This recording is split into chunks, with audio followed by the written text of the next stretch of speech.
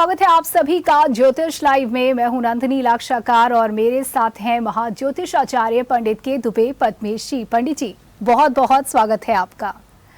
तो ज्योतिष लाइव देख रहे हैं आप। वैसे तो अगर मौके की बात की जाए तो त्योहार का मौका है, होली के आनंद में हम सभी डूबे हुए हैं और अभी होली का ये जो जश्न है वो खत्म नहीं हुआ है। लेकिन ये जो ग्रह और नक्षत्र होते हैं, ये कोई भी त्योहार हो, कोई भी मौका हो, जीवन में कुछ भी चल रहा हो, ये अपनी गति से लगातार चलते रहते हैं और इनके चलने से, इनके गतिशील होने से स्थितियों में भी परिवर्तन आता है। तो इस दौरान ग्रह और नक्षत्रों की क्या स्थिति है, आज हम पंडित जी से ये जानने का प्रयास करेंगे और इन स्थिति से, यानी कि इसकी स्थिति से हमारे जीवन में क्या कुछ फर्क पड़ रहा है, ये समझेंगे।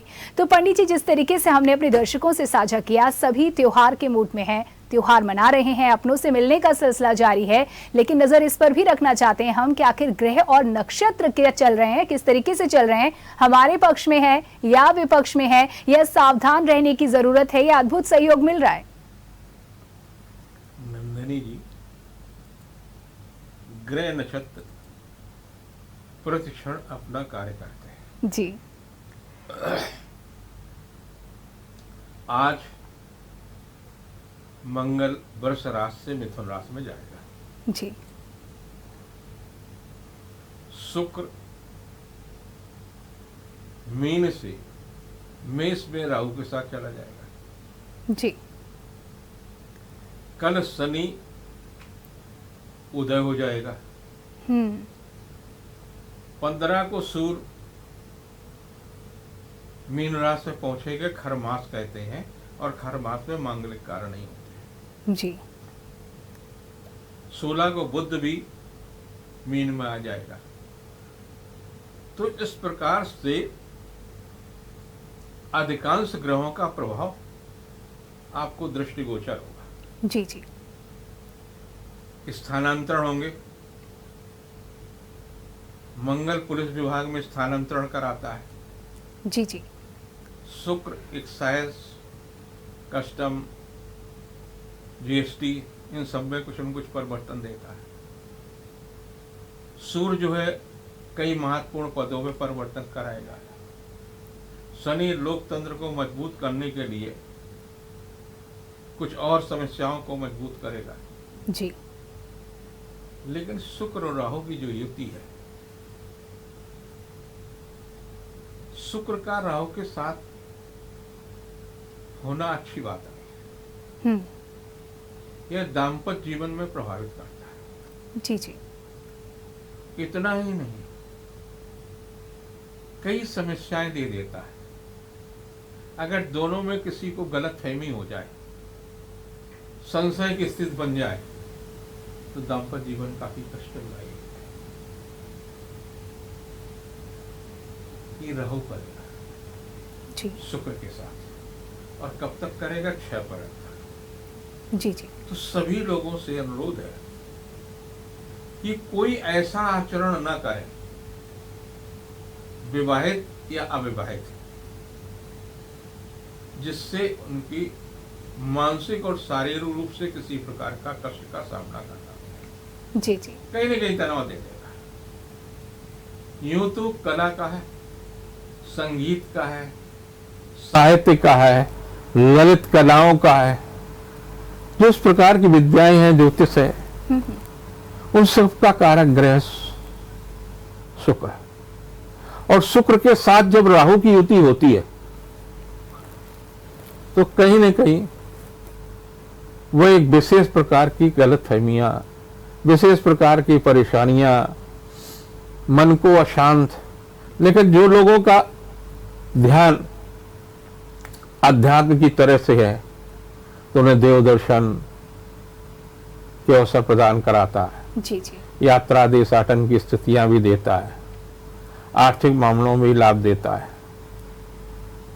ये जरूर करता है। अभी हम आपको ग्रह नक्षत्र की स्थिति की बात बताएं। जी जी। हम तो जीवन में अपनों से ही, अपने आसपास के लोगों से ही देखते आए। हमने राष्ट्रपति जी के यहाँ पवन तिवारी हमारे अच्छे संबंध है, आयत का अधिकारी है। उनको पत्र लिखा था कि हमारे बच्चे राष्ट्रपति जी के यहाँ आना चाहते हैं। अभी आज ही जैसे गृह स्थिति बदली, जी वहां से स्वीकृत आ गई कि 15 तारीख को राष्ट्रपति जी ने दुर्गा प्रसाद विद्या निकेतन के बच्चों को मिलने का समय दिया है। राष्ट्रपति भवन घूमेंगे, आसपास सारी सब चीजें देखेंगे। अरे वाह जी। तो ये ग्रह नक्षत्रों का प्रभाव है। जी जी 16 को बुध परिवर्तित हो रहा है और कहां पहुंच रहा है? बुध का मीन में प्रवेश करेगा। मीन में गुरु और सूर्य की युति होगी, तो देव दर्शन की स्थिति बन जाएंगे। उज्जैन में 30वां ज्योतिष और वास्तु सम्मेलन 17-18 को है। देश भर से लगभग 3000 ज्योतिषी उसमें हिस्सा ले रहे हैं और लोगों का ज्योतिष सम्मेलन के साथ साथ में महाकाल के दर्शन के विशेष रूप से लोगों की रुचि से ली ज्यादा जा रहा है जी। अब संयोग देखिए, उस कार्यक्रम का उद्घाटन मुख्य अतिथि के रूप में मुझे करना है। बहुत सुंदर। जी जी पत्नी भी तैयार हो गई जी वो भी जा रहे हैं। तो ग्रह नक्षत्रों का प्रभाव ऐसे होता है कि किस तरह से हमारा कोई बहुत बड़ा मन नहीं था, लेकिन उन्होंने इतनी ज्यादा पब्लिसिटी और इतना ज्यादा कर दिया कि नहीं, पद्मे जी आ रहे हैं। जी महाकालेश्वर में भी दर्शन की बहुत अच्छी सी व्यवस्था हो गई है। तो इस सब ग्रह नक्षत्र ही जो आपको कराते हैं जी। और ग्रह नक्षत्र आपके अवसर ऐसा प्रदान कर देते हैं जिससे कि कारण से आप उसी तरह से करने लगते, उसी तरह से आचरण करने लगते, उसी तरह की सारी स्थितियां बन जाती हैं। बिल्कुल। देखिए बिल्कुल यहाँ पर बहुत सुंदर सुंदर ये संयोग जिनका आपने जिक्र किया, हम बहुत बधाई भी देते हैं आपको इसके लिए और शुभकामनाएं प्रेषित करते हैं। वहीं बात अगर की जाए मुश्किल समय का भी आपने जिक्र किया पंडित जी, यहाँ पर दाम्पत्य जीवन के लिए विशेष रूप से, यूं तो दाम्पत्य जीवन पर हम सभी विशेष रूप से ध्यान देते हैं, सतर्कता बरतते हैं, लेकिन कभी कभी गलतियां हो जाती हैं और ऐसे में ये जो आने वाला समय है, ये जो युति बन रही है, ऐसे में किन किन राशि वालों को अतिरिक्त सतर्कता या सावधानी बरतने की आप सलाह देंगे? जिनकी मेष राशि है जी, आपकी राशि पर ही बन रहा है, तो आपको दो चीजों से बहुत सचेत रहना है जी। एक तो मैत्री संबंध आप अपने सीमित रखें और ऐसे लोगों से न रखें जो मदिरा का विशेष रूप से सेवन करते हैं। मदिरा के कारण हो सकता है आपके दाम्पत्य जीवन में, आपके परिवार में, आप भी कहीं सीख जाए जी, आपको भी आदत पड़ जाए और आप परिवार और घर के लिए काफी कष्टदायी स्थिति उत्पन्न हो जाते हैं जी। जिनकी वृष राशि है उनके 12वें होगा, तो उनके लिए और अधिक खतरनाक होगा। ये कहीं ऐसा ना करे 12वें शुक्र और राहु ऐसा आचरण लोगों के साथ न करें जिसके कारण से पुलिस केस या किसी प्रकार का समस्या उत्पन्न हो जाए। तो आपको विशेष रूप से सचेत रहने की आवश्यकता है कि आप कुछ भी असामाजिक कार्य न करें और न करने वाले को प्रोत्साहन दें, न उनके साथ जुड़ें। जिनकी मिथुन है तो एकादश भाव में होगा, तो उसकी दृष्टि जो है पंचम पर होगी, संतान पक्ष पर होगी, तो संतान पक्ष पर भी नियंत्रण रखने की आवश्यकता है कि कोई ऐसा न करना शुरू कर दें दोस्तों के साथ में ऐसे ही आपका बच्चा सहयोग करने लगे और उसके कारण से एक समस्या उत्पन्न होगी। जी जी। जिनकी कर्क राशि है उनके दशम होगा। ऐसे अधिकारी या ऐसे किसी परिवारजनों के साथ में आप न जुड़े जो अराजकता या इस तरह के कार्यों में लिप्त है। जिनकी सिंह राशि है उनके नवम भाव में होगा, तो धर्म गुरु से भी ऐसे से बचिए जो कहीं किसी प्रकार के कार्यों में लिप्त हो, मादक वस्तु वही इन सारी सब चीजों से उससे बचे और आप धार्मिक कार्यों में विशेष रुचि लें, देव दर्शन करें, यात्रा करें, वो आपके लिए विशेष रूप से लाभदायी है जी। जिनकी कन्या है अष्टम होगा, तो अष्टम तो वैसे ही बहुत खराब होता है कि कहीं आप किसी षड्यंत्र में फंसा दीजिए, तो आप अपने आसपास के लोगों पर जिन पर विश्वास करते हैं उनको जरूर ध्यान देते रहें। जिनकी तुला है उनके सप्तम स्थान पर है, ससुराल पक्ष से आपके साथ षड्यंत्र हो सकता है। आप अपने पति पर और अपने आप पर थोड़ा विशेष रूप से ध्यान रखने की आवश्यकता है। जिनकी वृश्चिक के छठे होगा, तो छठे होगा या कोई आप रोग पाल लें, ऐसे लोगों के साथ कुछ उल्टा सीधा खाने पीने से आपको कोई रोग हो सकता है या किसी इस प्रकार की चीजें हो सकती है जो आपको सावधानी रखें। जिनकी धनु है पंचम है, तो संतान पक्ष से या आपकी बुद्धि पर कुछ कुठाराघात हो जाए जिसके कारण से आप बैठ करके इस तरह की बात करने लगे जी। जिनकी मकर राशि उनके लिए तो और चौथे होगा, तो उन्हें विशेष रूप से सचेत रहने की आवश्यकता कि कोई ऐसा न करे। बिल्कुल।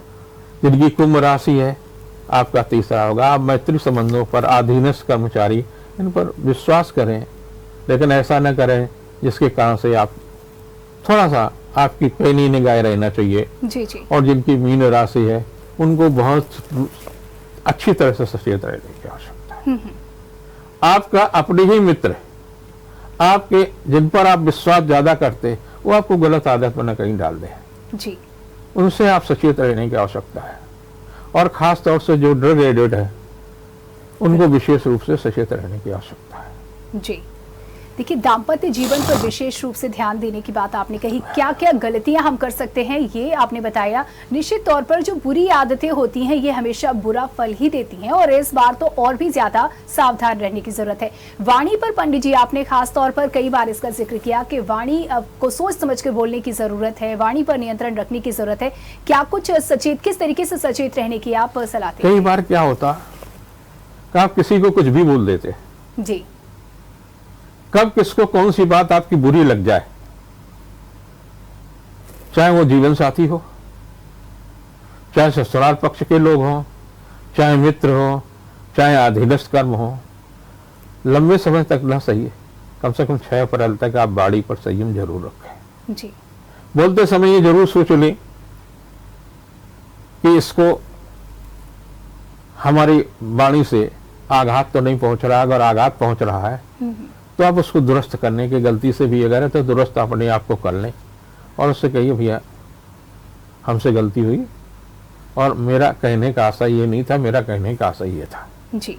एक शालीनता पूर्वक तो उस वहीं की वहीं समस्या को आप समाधान कर दें, किसी के मन में विष न उत्पन्न हो। बिल्कुल।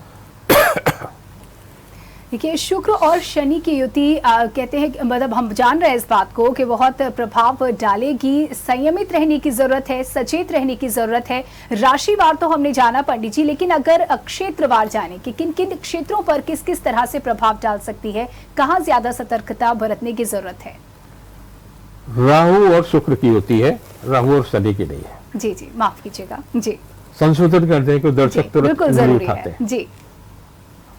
आपका भी संशय वही था। जी। मैंने भी कहा ना कि क्या मुंह से गलती से निकल जाए वाणी की, बिल्कुल। हाँ, तो ये गलती कराता है। हाँ, आप कहना कुछ चाहते, निकलता कुछ। जी। तो राहु और जो शुक्र है ये आपको गलत फहमियां पैदा कर देता है। आपने अपनी पत्नी से कहा तैयार रहना, आज फलाने चलते हम लोग खाना बना खाएंगे, चल गए बच्चों के साथ कोई पिक्चर देखेंगे, कहीं चलेंगे। आप ऑफिस में फंस गए और आपको लगता कि हम टाइम पे पहुंच जाएंगे, 10 मिनट में छूट जाएंगे, 15 मिनट में। ऑफिस में किसी बॉस ने आपको और काम दे दिया जी। आपको वहां तुरंत फोन कर देना चाहिए और अपने एक सहयोगी के साथ कि भाई देखिए एक ऐसे मुसीबत में फंस गए, नौकरी से ये सारा सब कुछ है, हम कुछ ऐसा बना लो चटपटा जो हम लोग घर पे आकर के खाएंगे, मंगा लीजिए, बाजार से ही मंगा सकती हो। अगर आपने अपनी पोजीशन क्लियर कर दी और अपने किसी मित्र का, किसी सहयोगी का नंबर दे दिए कि आप इनसे पूछ लीजिए अगर के मैं यही हूं, आप वहां फंस गए हैं तो मोबाइल आपके पास आजकल होता, तो वहां भीड़ का जो नजारा होता फंसने का, वो आप अपनी क्लियर पोजीशन कर दीजिए कि देखिए भीड़ है, जाम में फंसे हैं और कितनी देर जाम में रहेगा। आजकल तो बड़े शहरों में ये भी सुविधा दी गई है टेलीविजन पर, लोकल चैनल पर, कि कहाँ जाम लगा, कहाँ नहीं लगा है। तो उस आपकी पत्नी को जो एक क्रोध है जी जी कि आप धोखा दे रही है, हाँ। और उससे पहले कुछ परिस्थितियों बस आपने धोखा दिया भी है तो आपकी पहले से ही जो है जो छवि है उस पर कहीं ना कहीं प्रश्न चिन्ह है। बिल्कुल, तो वो संदेह प्रश्न ना चिन्ह होने ना दें। उत्पन्न बिल्कुल हो। बिल्कुल। तो और भी बहुत सारी बातें हम पंडित जी से इसको लेकर करेंगे, लेकिन फिलहाल यहाँ वक्त है एक छोटी सी ब्रेक का। जल्द लौटेंगे, कहीं मत जाइएगा।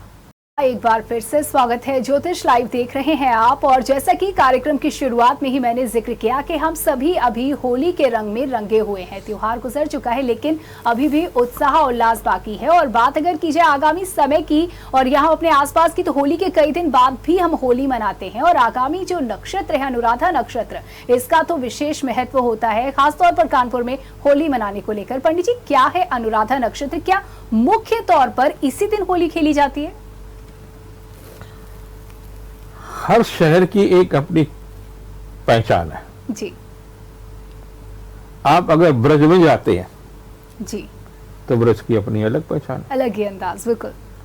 वहाँ एक महीने जिस दिन फागुन लगता है उस दिन से फागुन का सवार हो जाता है। और वहाँ तो पैसे खर्च करके लोग लठमार होली देखने जाते हैं। जी, महिलाएं पुरुषों को लाठी से मारते हैं, बचाव करते हैं। जी, ये परंपरा कृष्ण के कालखंड से चली आ रही है, लगभग 5276 वर्ष हो गए। ऐसी परंपरा हमारे कानपुर की भी है। जी, कई बार जिला प्रशासन या सत्ता के लोगों को ये होता है कि जैसा हम चाहेंगे वैसा होगा। हाँ, ऐसा नहीं है। जैसा प्रकृति चाहेगी, जननायक चाहेगा, वैसा प्राय होता है। हमारा देश का जननायक गांधी है। जी, आज के परिवेश में देखा जाए तो मोदी है, योगी है। जी, जी, इनके साथ भीड़ खड़ी हो जाती है। इनकी बात सुनने के लिए लोग जो हैं रास्ते में खड़े होकर के सुनना चाहते हैं। पहले भी होता था। जी, हमारा देश अंग्रेजों के चंगुल में था।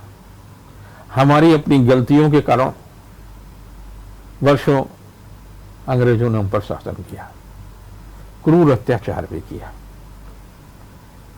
समय का चक्र पलटता है। आज उसी अंग्रेज देश में यानी इंग्लैंड में जी, भारतीय मूल का प्रधानमंत्री है। बिल्कुल। कभी उनने हम पर शासन किया था और उन्होंने यहां के अधिकारी ने, तब मूल रूप से दो अधिकारी होते थे, डीएम और डीआईजी। इनने अध्यादेश जारी कर दिया कि होली जो है इस बार नहीं खेली जाएगी। लोगों ने विरोध किया, जनाक्रोश बढ़ गया। जी, जी, और गांधी जी का तो प्रभाव था ही। लोगों ने जेल भरना शुरू कर दिया। कितने लोगों को जेल ले जाओगे? अंतुगत्वा सरकार को झुकना पड़ा। जन आंदोलन था और उस जन आंदोलन को छोड़ना पड़ा। जिस दिन छोड़ा गया उस दिन अनुराधा नक्षत्र था।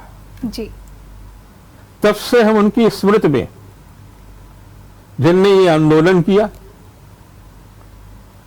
जिन्होंने संघर्ष किया, उनकी स्मृति में हम जो है होली मेला, माने सरसैया घाट पर छोड़ा गए थे तो सरसैया घाट पर ही ये होली मेला आयोजित होता है। यूं तो औद्योगिक नगरी है, जी, भले ही अब उद्योग फिर से पनपेंगे, जी, लेकिन बीच में तो उद्योग मृत प्राय से हो गए थे। योगी जी की कृपा से फिर से उद्योगों को गति मिल रही है, ऑक्सीजन मिल रही है। शनि का कारक नक्षत्र जो है अनुराधा है। जी, उद्योग को बढ़ावा देने के लिए कि हम होली के बाद में अपने व्यापार को शुरू करते थे अनुराधा नक्षत्र से, तो हमारा व्यापार साल भर बढ़ता था, साल भर इंडस्ट्रीज हमारी बढ़ती थी, साल भर सब कुछ लाभ होता था। जी, वही स्मृतियों पर उसी विश्वास के साथ हम कल अनुराधा नक्षत्र में गंगा जी के किनारे इकट्ठा होंगे। दिन में सवेरे होली खेलेंगे, शाम को गले मिलेंगे। बिल्कुल। तो होली इसी दिन हम डबल उत्साह के साथ खेलते हैं, क्योंकि जिस तरीके से ये कहानी चली आ रही है, ऐसे में उत्साह निश्चित तौर पर उस वक्त भी कई गुना हो गया होगा और उसका प्रभाव आज भी देखने को मिलता है। पंडित जी, आपने जिक्र किया उद्योग को लेकर के भी, और इस दिन से लोग अपने काम को फिर से शुरू कर देते हैं और ये परंपरा आज भी कहीं ना कहीं देखी जा रही है। तमाम आयोजन होते हैं, लोग मिलते जुलते हैं और नए उत्साह के साथ पुनः एक बार अपने कामों में जुट जाते हैं। और इस बार की अगर बात की जाए, इस युति की अगर बात की जाए, क्या कुछ किन किन राशियों की किस्मत इस दौरान चमकने वाली है? क्या कुछ खास ऐसा प्रभाव पड़ने वाला है जिनके लिए बहुत अच्छा हो जाए और आप उन्हें बताना चाहें कि इस मौके का आप लाभ जरूर उठाएं, मौका चूकने ना पाए? पुलिस विभाग के लिए बढ़िया युति है जी। उसमें कुछ न कुछ बड़े परिवर्तन होंगे अगले 1 महीने के अंदर। जी। कुछ न कुछ उन्हें सफलता मिलेगी बड़े कार्यों में। उनका प्रभाव कानपुर पर विशेष रूप से होगा। दूसरी चीज, जो लोग कला में रुचि रखते हैं, संगीत में रुचि रखते हैं, ज्योतिष में रुचि रखते हैं, साहित्य में रुचि रखते हैं या किसी भी ललित कला में रुचि रखते हैं, उन्हें अगर सीखने की प्रवृत्ति है तो ये इनके लिए सुनहरा समय है। जी। थोड़ा परिश्रम भी विशेष रूप से फलदायी होगा। प्रयास करें। जो लोग कोई साधना नहीं करना चाहते हैं उनके लिए भी अच्छा होगा। ये कालखंड 6 अप्रैल तक का जो समय है विशेष रूप से फलदायी होगा। जी। उस दिशा में आप प्रयास करते हैं तो आपको लाभ मिलेगा। एंकरिंग में करते हैं जी, जी। या कहीं भी किसी तरह की जिसमें कलात्मक, हाँ। सृजनात्मक नए उद्योग की बात करते हैं, नई सारी सब चीजों की बात करते हैं, तो उस दिशा के लिए सभी के लिए एक नए प्रगति के द्वार खोलेगा। जी, तो संभावनाएं ही संभावनाएं। शुक्र और राहु की युति, पंडित जी, अगर बात की जाए तो क्या स्वभाव में भी किसी तरह का परिवर्तन ला सकती है? अच्छा अगर होता है तब तो निश्चित तौर पर हम गलती करने से बचेंगे, लेकिन कभी कभी हम गलत बोल जाते हैं, जैसे कि अभी मैंने गलती की, और क्रोध बहुत कुछ लोगों को आ जाता है। तो ऐसे में क्या अपने में, खुद में होने वाले इस तरीके के परिवर्तन पर भी ध्यान देने की जरूरत है? षड्यंत्र न करें। जी। षड्यंत्र तो आप दिमाग से करते हैं ना, अचानक नहीं हो जाता। जी। गलती मुंह से हो सकती है, जी, जी। अचानक हो सकती है, उसको सुधारा जा सकता है। लेकिन अगर आपके मन में षड्यंत्र की भावना आई है जी, तो दया को मरने न दें। जी। दया और करुणा अगर आपके मन में रहेगी, प्रकृति के प्रति प्रेम रहेगा। और एक बड़ी सी अच्छी सी बात आपको बता दें। जी, जी। कि 15 तारीख से बसंत ऋतु शुरू हो जाएगी। जी। कई लोगों को बड़ी गलत फहमियां है कि बसंत पंचमी से बसंत ऋतु शुरू हो जाती है। ऐसा नहीं है। 6 ऋतुएं हैं हमारे भारत में, 2 महीने की ऋतुएं होती हैं। तो 15 तारीख से, कहीं 14 तारीख से, कहीं 15 तारीख से बसंत ऋतु शुरू हो जाएगी, 2 महीने रहेगी। जी। तो आप बसंत का प्रभाव देखिए, कहीं भी खड़े हो जाइए, पुराने पत्ते झड़ रहे होंगे, नई कोपल निकल रही है। जी। क्या सुंदरता फूलों में होगी, क्या सुंदरता पत्तियों में होगी। आप खड़े होकर के अगर उनके प्रति निहारते रहेंगे तो आपके अंदर दया, करुणा, साहित्य जन्म लेगा, पनपेगा। जी। तो प्रकृति के प्रति अच्छी भावना रखिए। आप पलाश के पत्तियां झड़ गई हैं, फूले फूल पलाश का दिखाई दे रहा है। जी। आप एक टक कुछ देर तक देखिए, आपका मन प्रसन्नित हो जाएगा। आपके मन में डिप्रेशन चल रहा है, पारिवारिक डिप्रेशन, व्यवसायिक डिप्रेशन, तरह तरह के डिप्रेशन के कारण हो सकते हैं। आप प्रकृति के साथ जुड़िए, आपका डिप्रेशन कुछ न कुछ प्रतिशत कम हो जाएगा और नियमित रूप से जुड़ते हैं तो समाप्त हो जाएगा। आत्मविश्वास में वृद्धि होगी। जी।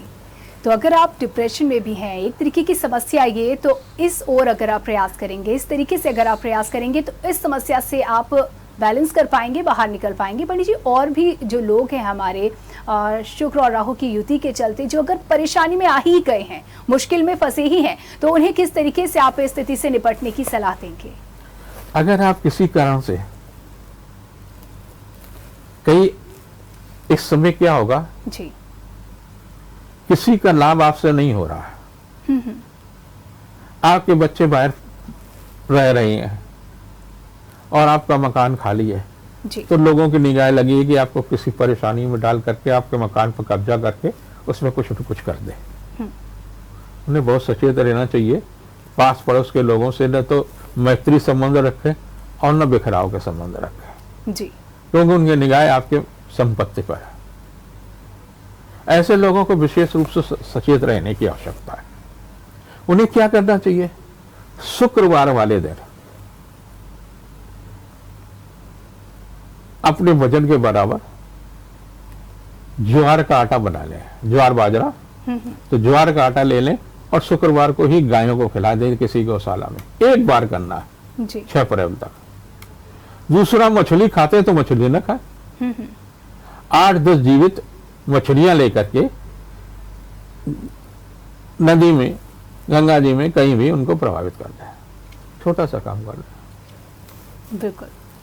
होली का त्योहार अपने आप में काफी अलग और खास माना जाता है। कई तरह की सावधानी बरतने की भी सलाह दी जाती है इस दौरान के त्योहार वाले दिन घर से बाहर ना निकलें, या बच्चों को लेकर के तमाम तरीके की सतर्कता की बात कही जाती है। अब जबकि ये त्योहार निकल चुका है और अब कल अनुराधा नक्षत्र भी होने वाला है, तो पंडित जी इस दौरान क्या किसी तरह की सावधानी की सलाह या जरूरत? हाँ, जब मौसम बदलता है जी, तो शरीर में एक प्रकार की रासायनिक प्रक्रिया हो जाती है। तो हमारे बुजुर्ग जो थे बहुत बुद्धिमान थे, आप उनके अनुभव का लाभ ले पाते, नहीं ले पाते, ये आपका दुर्भाग्य है। घर में हवन करते थे, जी। काय करते थे? आम की लकड़ी का। घर के बाहर नीम की लकड़ी और उनकी पत्तियां जलाते थे। जी। पतझड़ होता था तो जलाते थे। नीम की पत्तियों से जो आप तमाम प्रकार के कोयल जलाते घर में, उनकी फिर जरूरत नहीं पड़ेगी, वायरस नहीं आएगा, न कीटाणु आएंगे। जब हवन करते आम की लकड़ी में, तो उससे जो धुआं निकलता है, जी। उससे तमाम प्रकार के कीटाणु नष्ट होते हैं, तमाम प्रकार का वायरस नष्ट होता है। क्योंकि इसी कालखंड में जब ऋतु परिवर्तन होता तो वायरस जन्म लेता है, जी। और वायरस जन्म लेता है तो छूने से तो हवा में होता ना, तो आपको जुकाम होगा, सर्दी होगा, बुखार होगा, खांसी होगी, इस तरह का वायरस होगा। उससे बचाव के लिए ये उपाय आप कर सकते हैं। जी पंडित जी, बहुत ही महत्वपूर्ण बात आपने ये कही। और अब क्योंकि जब भी मौसम में परिवर्तन होता है और जब कोई बड़ा त्योहार निकलता है, तो उसके बाद एक हम अलग उत्साह से भर जाते हैं और ऐसा लगता है कि अब जो जीवन शैली है हमारी, उसमें कुछ बेहतर करेंगे, जीवन की सभी नकारात्मकताओं को दूर करेंगे। तो क्या कुछ आप रूटीन में शामिल करने की सलाह देंगे? बसंत ऋतु के नया वर्ष शुरू हो जाता है जी।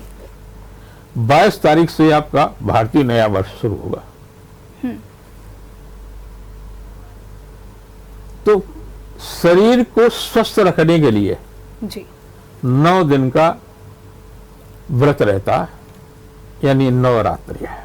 जी। उन दिनों में आप गरिष्ठ चीजें न खाएं। जी। जी।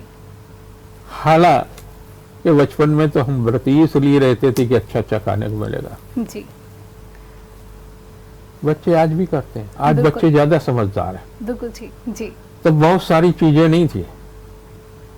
सिंगाड़े की पकौड़ी बनती थी, सिंगाड़े के आटे की, आलू के कुछ चीजें बनती थी। सिंगाड़े में शुगर बहुत है, आलू में शुगर बहुत है, आपकी शारीरिक क्षमता कम है। तो जब आप ये चीजें खाएंगे और शुगर बढ़ेगी 9 दिन, तो आप बीमार हो जाएंगे। जी। जिस उद्देश्य से व्रत प्रारंभ किए गए हैं कि शारीरिक रूप से और मानसिक रूप से आप स्वस्थ हो, वो तो आपने विकार और पाल लिए ना। जी। तो क्या कहा गया? स्वल्पाहार और फलाहार। जी। फल का आहार लीजिए। आलू फल नहीं है, सब्जी है। बिल्कुल। तो उन सारी चीजों का करिए। हालांकि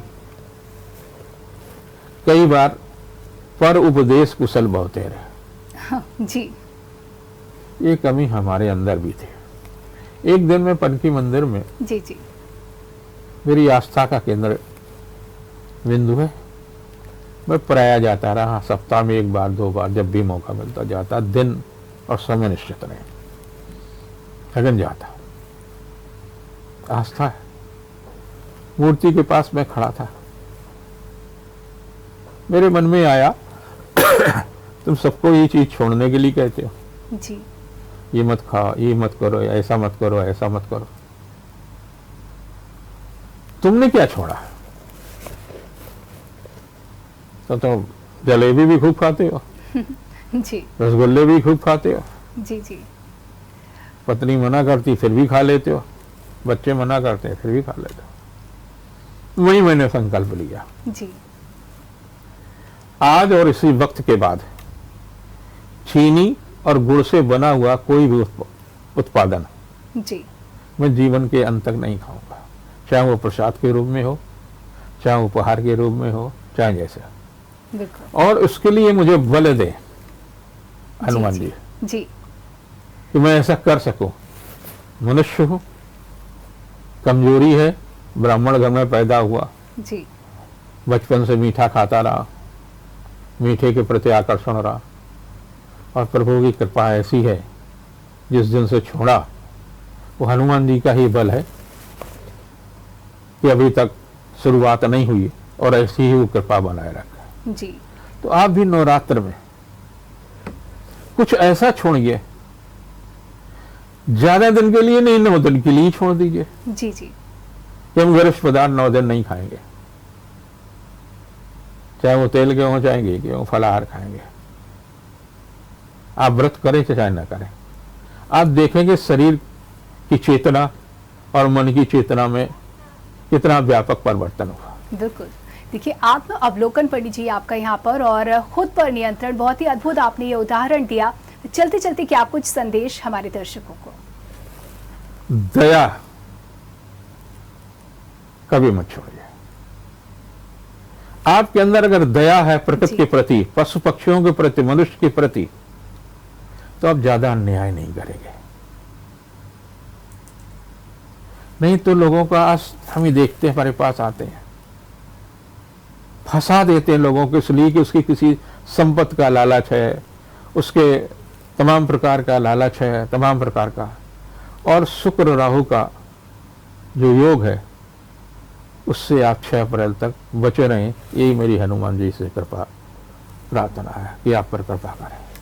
बहुत बहुत धन्यवाद पंडित जी इन तमाम जानकारियों के लिए। और इसी के साथ ही आज के ज्योतिष लाइव में इतना ही। फिलहाल के लिए दीजिए इजाजत, नमस्कार। अगर आपको हमारा वीडियो पसंद आया हो तो हमें लाइक करें, सब्सक्राइब करें और ज्यादा से ज्यादा शेयर करें। और हाँ, बेल आइकॉन दबाना ना भूलें ताकि हर खबर का अपडेट आप तक पहुंचे तुरंत। आप हमें इंस्टा, ट्विटर और फेसबुक पर भी फॉलो कर सकते हैं। हमारी आईडी है @JMT News।